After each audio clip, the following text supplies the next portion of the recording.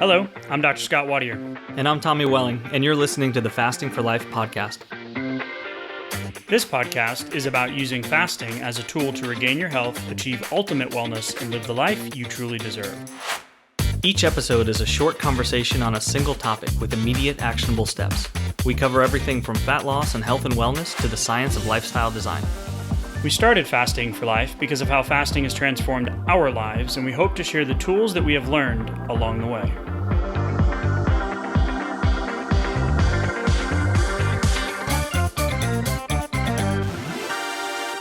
Hey everyone, welcome to today's episode. I just want to place a little nugget here before we get into the great conversation about the calorie in, calorie out model, the hormonal model of fat loss and weight loss.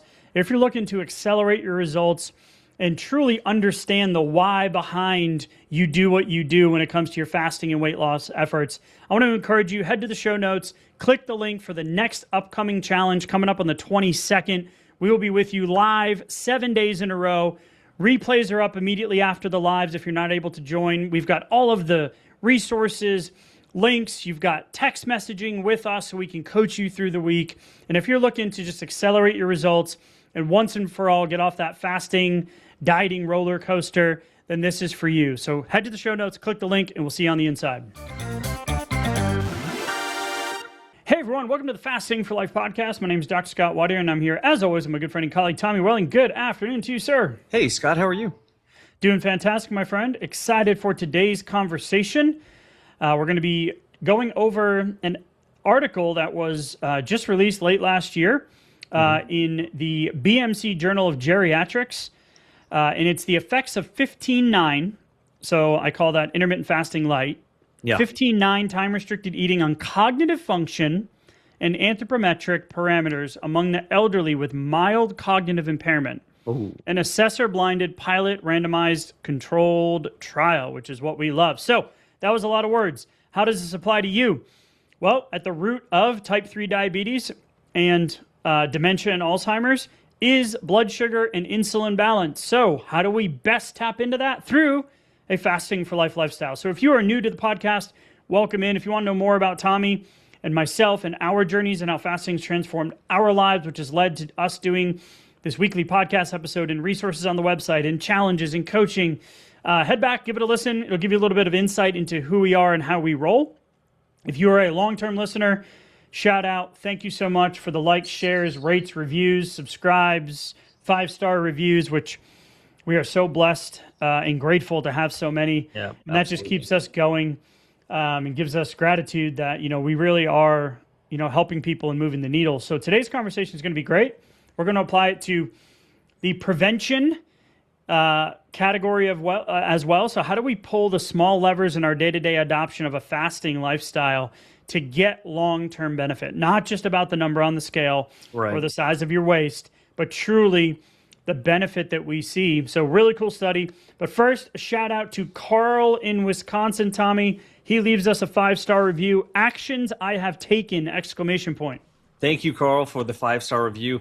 He said, I found the podcast in late November, started listening to you guys on my 50-minute commute, so 3 to 4 episodes every single day, just absorbing it. I started at episode 1, and I quit dabbling and really focused in January when I was weaning off of my GLP. I'm up to early fall 2023 and waiting for any comments on GLPs. You'll find some in there. And I'm down a total of 90 pounds. Congratulations, Carl. That's incredible.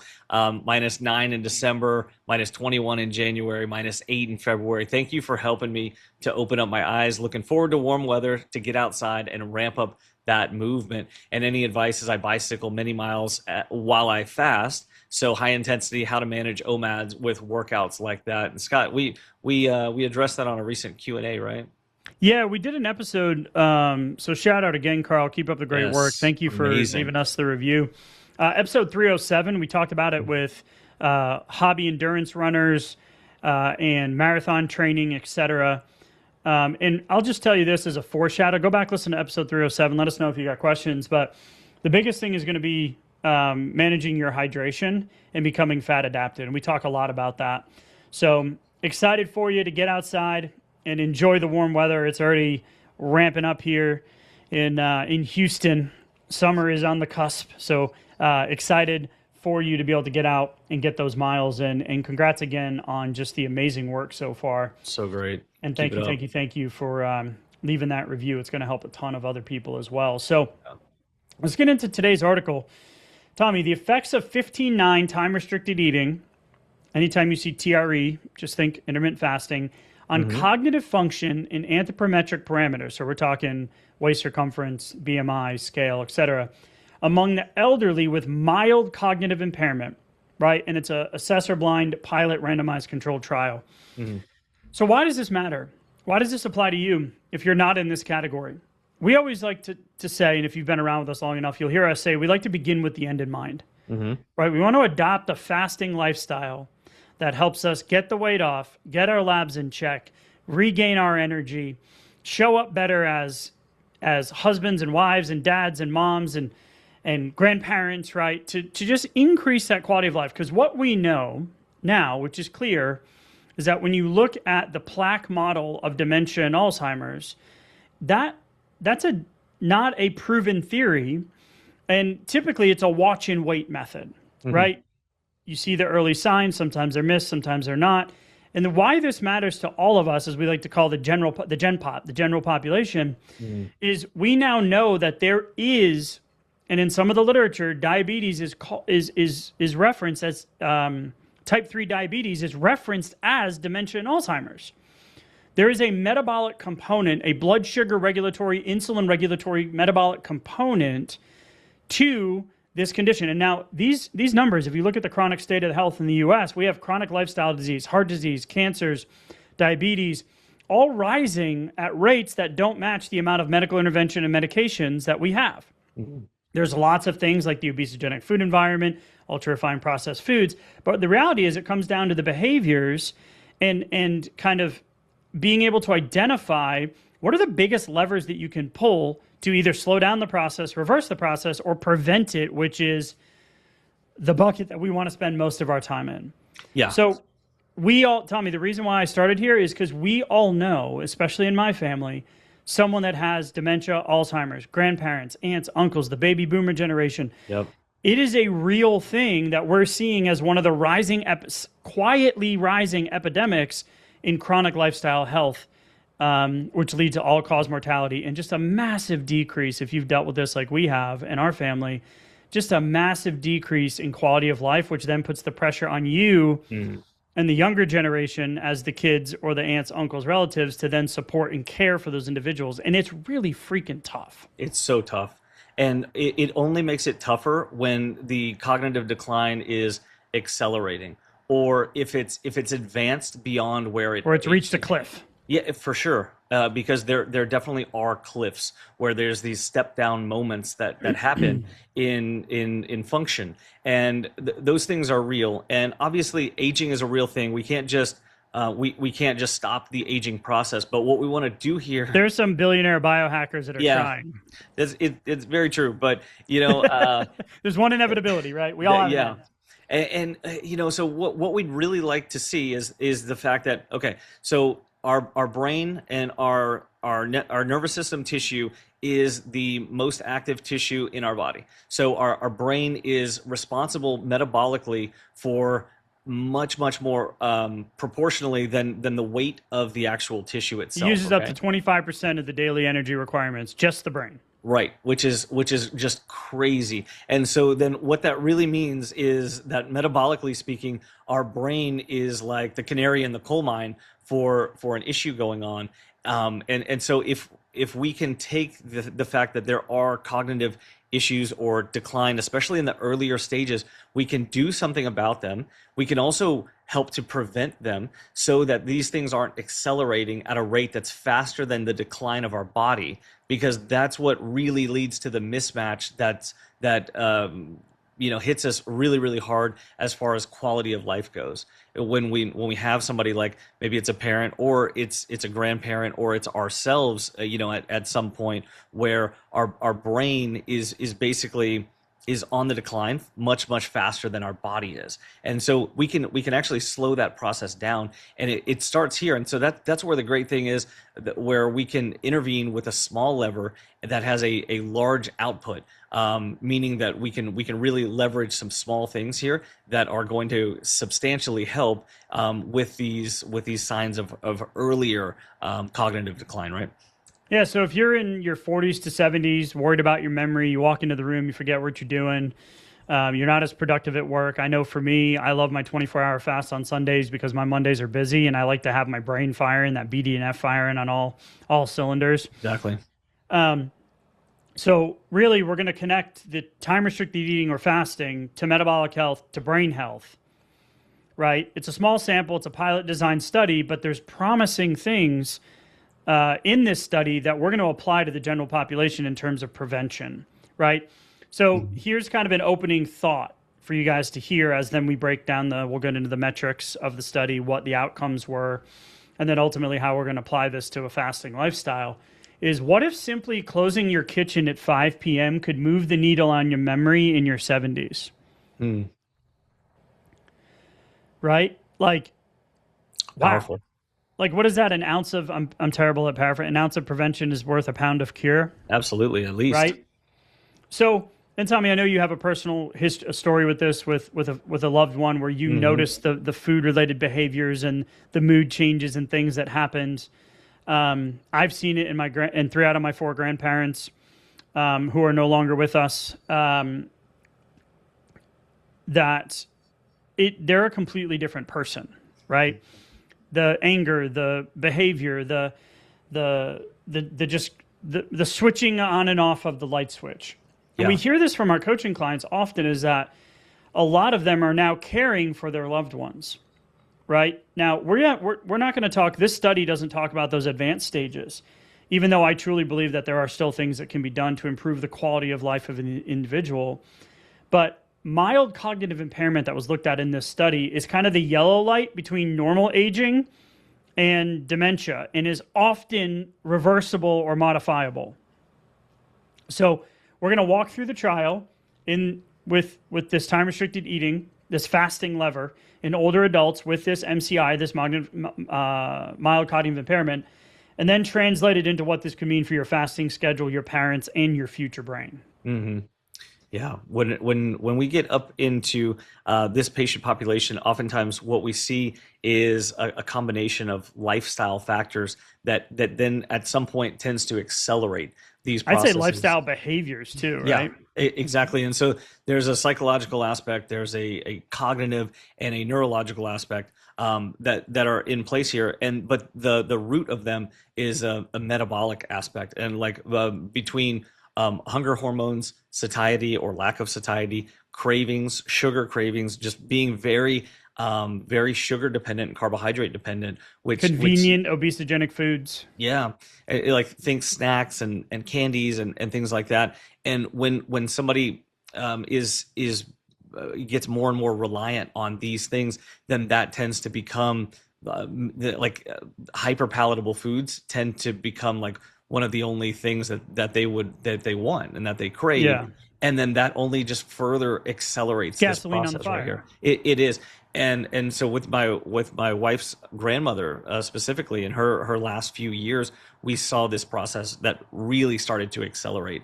And I wish I would have seen the results of this study, because taking some small levers and some small interventions to kind of change the environment just a little bit could be really, really helpful, where somebody has access to certain foods, and that tends to be just the easier, more hyper palatable, hyper processed ones. But then this is metabolically creating this feedback loop that only kind of self perpetuates it. More sugar requires more sugar, and then that's kind of it. But all the while, the brain, the BDNF, the brain-derived neurotrophic factor, is very low. Ketones are low, and metabolism is essentially just very, very hyper dependent on sugar, which is also deleterious for the brain and accelerates these cognitive decline issues. Yeah, let's break the study down, and then we'll get into some of the real life action steps for all of us. Okay. Just starting with that framework of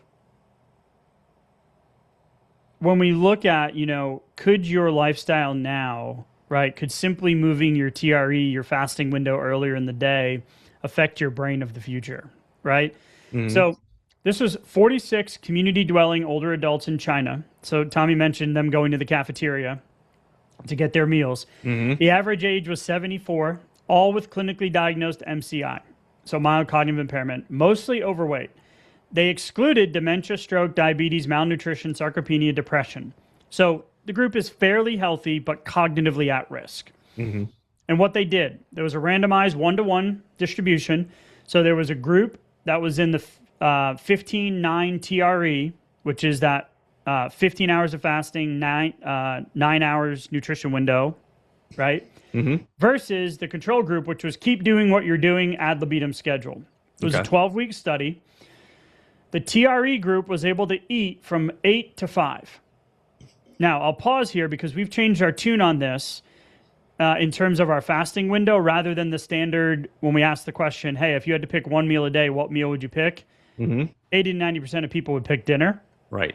But we've shifted, and we'll talk about some of the mechanisms and circadian alignment here for the potential of that improvement to getting your meals in earlier in the day when your insulin sensitivity is higher. Your body's ability to process that energy and tap into fat stores is better earlier in the day. So I love that this window was 8 to 5, and then water only for the rest of the evening, and then a 9-hour fast. The control group was standard meals, breakfast, lunch, dinner, right? And all meals were provided by the center to minimize differences in what they ate. Only the timing differed on paper. Okay. What did they measure? Well, for brain function, they measured the primary was the Montreal Cognitive Assessment called the MoCA, and the AVLT, which is the Auditory Verbal Learning Test. That's the neuropsychological assessment tool. And the MoCA is something that I have some experience with. So I'm with a group called Brain Restore Centers. And one of the main categories of folks that we help is the neurodegenerative category, which is dementia, brain fog, memory issues, Alzheimer's, those types of folks. The other group is post-concussive or TBI. But in that, we use the MoCA as an initial part of the network interference assessment, which is the initial assessment on your attention and memory and recall. And then the verbal learning recognition test, I had to go look this one up, which is the AVLT. And they did this at 0, 6, and 12 weeks. And we do the same thing at 0, 45 days, and 90 days inside of the Brain Restore Centers, right? It's a really powerful test. I've been through it. The staff's certified in it and how to administer it and interpret the results. It's really cool to see the changes when you make lifestyle changes that then result in better brain function, which we know is the master control of the entire system. The secondary measurements were body weight, BMI, waist circumference, calf circumference, and adherence. So we love the adherence category. But here's what changed. So when we looked at the outcomes of the study, there were 23 in each group.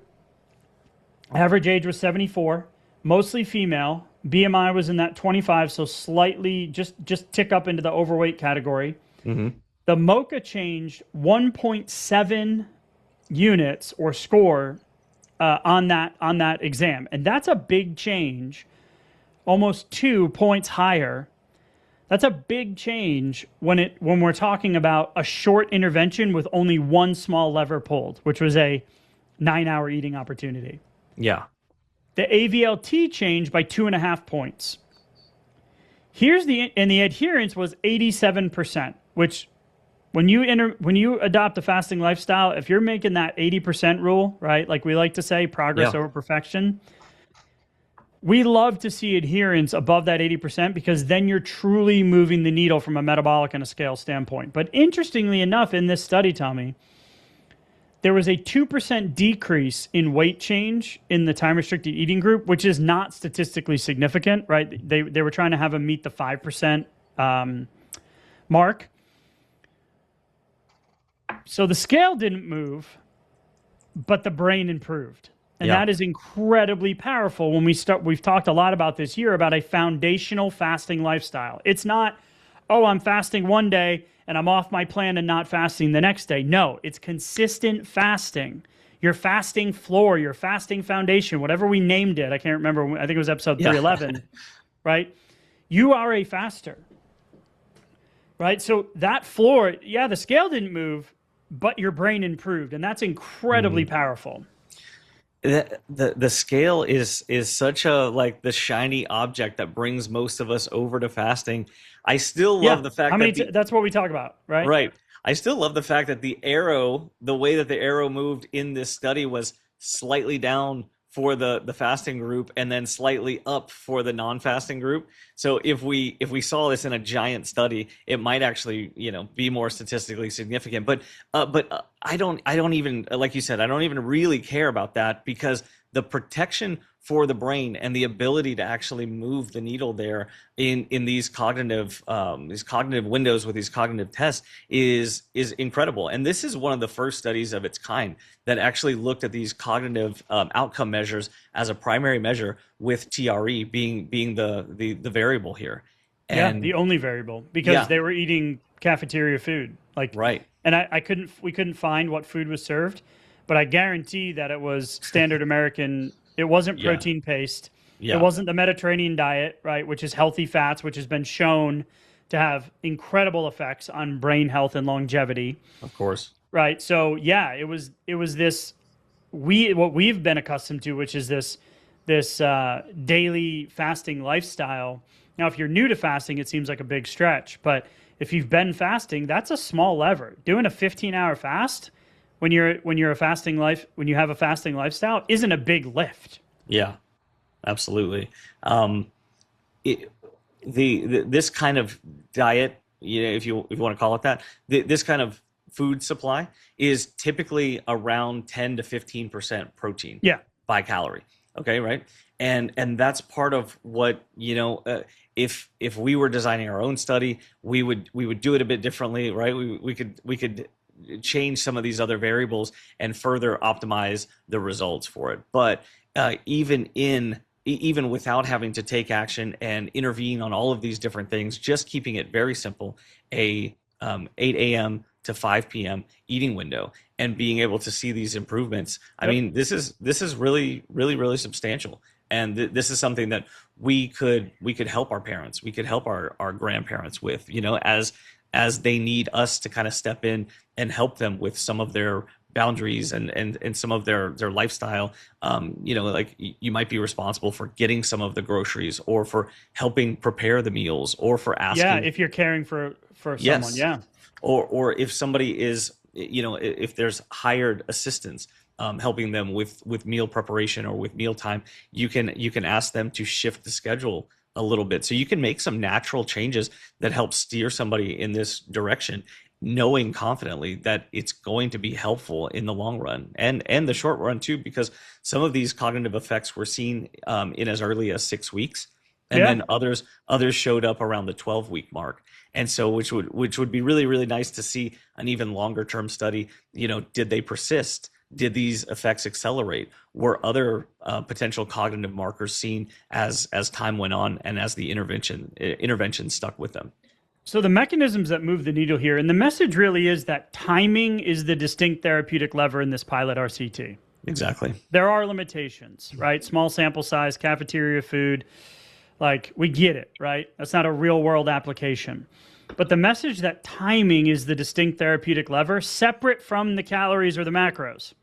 Mm-hmm. We can talk about all that, but why do we need to optimize before we standardize? We need to standardize first. Yeah. Right? And that's what I love about this study. So some of the mechanisms or the buckets of why the needle was moved in this way is the circadian rhythm alignment, right? I mentioned this earlier, the earlier feeding, the longer overnight fast, right? It's not the calorie that's going to get you if you eat late at night. It's going to be the sleep and circadian disruption that's going to get you, right? Improved insulin signaling and reduced glycemic variability. So the earlier you eat in the day, the better your insulin responds. You're less insulin sensitive as the day goes on, as the night approaches, right? So that earlier meal. Reduced neuroinflammation and oxidative stress. We know there's an inflammatory component to metabolic issues and to cognitive impairment, Alzheimer's, dementia. You've got increased autophagy and mitochondrial efficiency. Your brain is literally neuroplasticity wise, it is functioning at a higher level.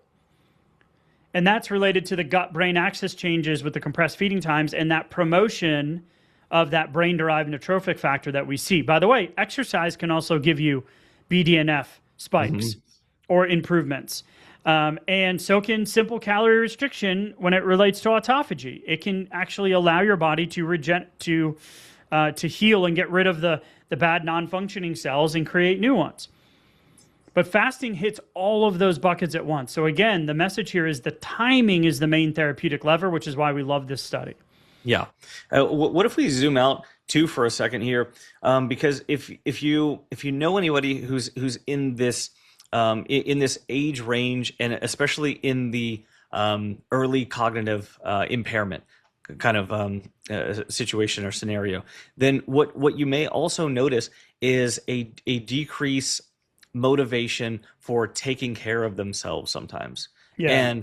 And what I mean by that is that it seems like that kind of executive function, it declines over time as well with cognitive impairment. And so if we can look at this as kind of a cycle of brain functioning decline leads to also decreased executive function, which then leads to not really caring about choices so much and being more driven from, like moment to moment, almost, very, very carbohydrate or sugary, kind of temptations and cravings and things like that. And that can kind of leak, that can kind of get into all, hours of the day potentially. But with compartmentalizing some of this in a very doable way, what we can do is we can increase cognitive function, which then could potentially lead to better executive function, which could lead to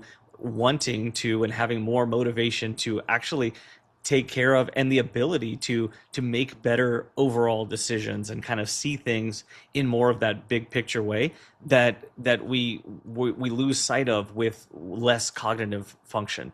And so you don't have to be in your 80s or your 70s to really kind of benefit from that as we age. And as we see our own, cognition like not firing as efficiently or not feeling as sharp as we used to, we can dreaded insulin coma, the brain fog, right? Exactly. I mean, you can feel this on a short-term basis, and we can get a hold of it. We can have a positive effect on it on the short-term basis. That's also going to have a really great positive effect in the long term as well. And so this is just to really reiterate what you said, Scott.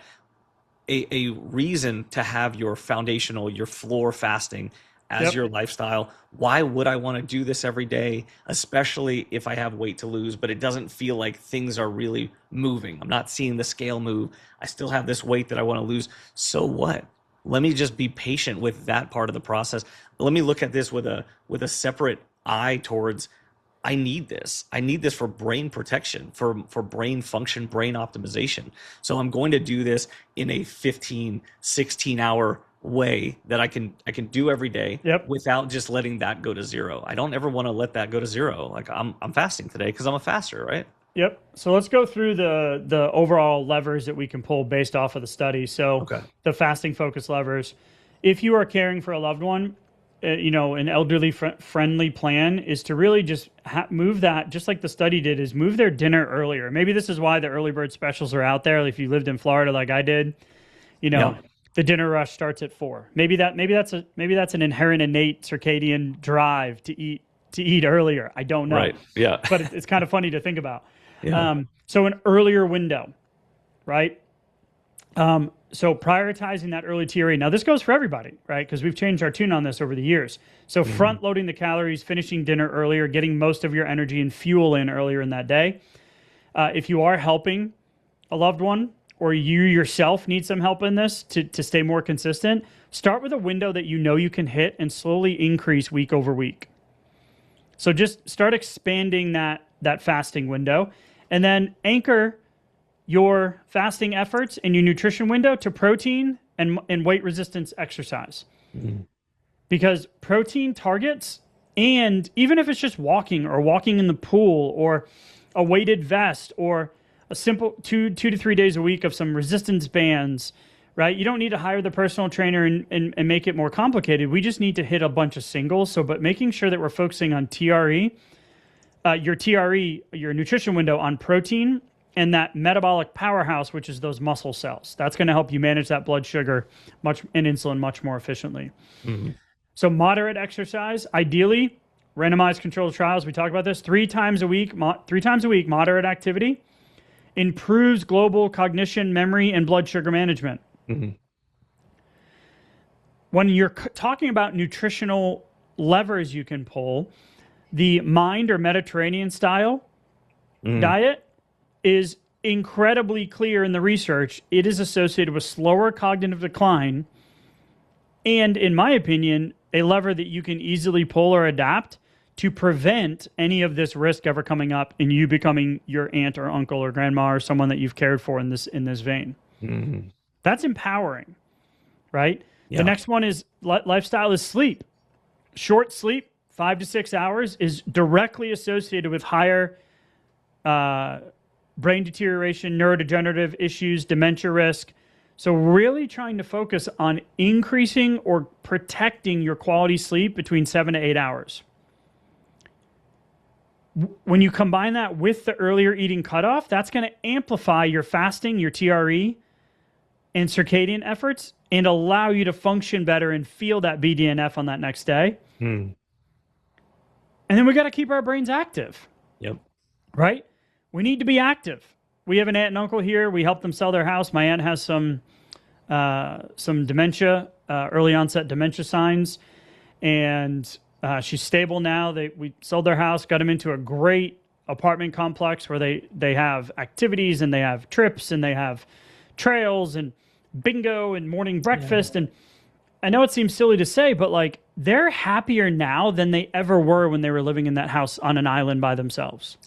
Yeah. We're such social creatures. Yeah. So if you are not in that active adult community or in this study, like in the China study, right, you're going to the cafeteria for your meals, we still need that social connection and that social interaction. I personally struggle with this as a husband and dad and business owner. Like, my wife's always like, what are you going to do for you this week? I'm like, take care of everybody. Like, I'm good. Like, I'm just going to go work, right?